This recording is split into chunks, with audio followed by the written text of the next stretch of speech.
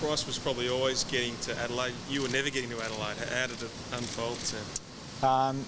To be honest, I didn't even think trade was an option until probably 2 days ago, and it all happened really quickly, as stuff often does, and got contacted by Don on maybe Tuesday, and from there it just all happened really quickly, and thankfully something I've done now, and my mind can be put at ease, and I can focus on what's to come. So all the specifics that they could obviously trade you despite you being delisted? Well, yeah, I just assumed I was a delisted free agent, and to be fair, there's all the rules and regulations, and us as players aren't across all of that sort of stuff. So ultimately, I'm still under contract now, and I guess that ability to then transfer that contract was something that was beneficial for both the Crows and for myself as well. What would you have done if you hadn't been picked up by an AFL team? Like, what were you considering before this happened? A lot of thoughts went through my mind. I was lucky enough, or unlucky enough, whichever way you look at it, to be in the real world before I started playing footy. So I was exploring all those things, but when the season ended for me, my priority was how can I keep playing footy, because I didn't feel like I was done. I felt like I had something still to offer. So the first port of call was get vocal, make it clear to everyone that that's what I wanted to do, get my manager to make that clear to everyone, and from there just hope for the best, and luckily I've ended up at a really wonderful club. Were you confident you'd get another opportunity? Were you hopeful? How were you sort of feeling since the news came through from North Melbourne?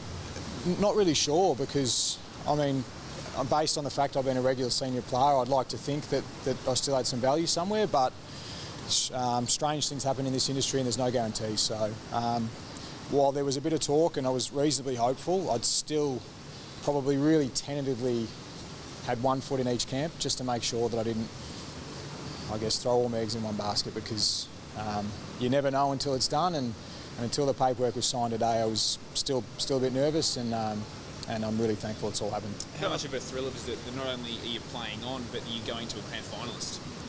It's huge, because the best times I've had in my time in footy are winning finals, and I've admired Adelaide from afar for a long time, their ability to win big games and win finals, and they look like they're a team who plays for each other, and I think when you've got that sort of culture, it sets a really good foundation for success. So ultimately I'm rapt to be playing footy, but also to be at a club that looks like it's going to be having some success, hopefully in the short term, is also something that makes me really happy.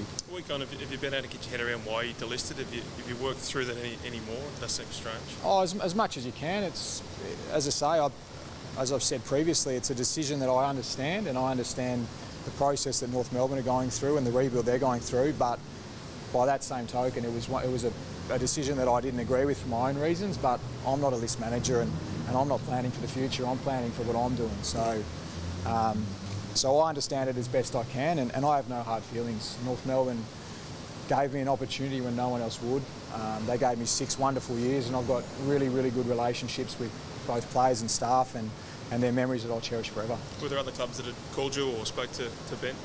My manager had spoken to some clubs, I think, but again, with the clubs focusing so heavily on trade week, I was probably more of an afterthought. So while that was probably there in the background, the Crows were certainly a surprise when it happened as quick as it did.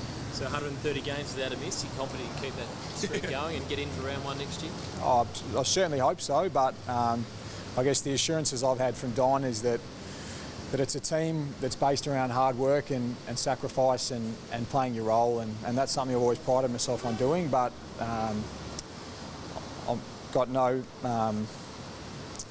under no illusions that it's going to be really hard work. I'm going to have to move states, find my feet again, work my butt off, and hopefully if I have a good pre-season and put the right foot forward, there'll be an opportunity there for me.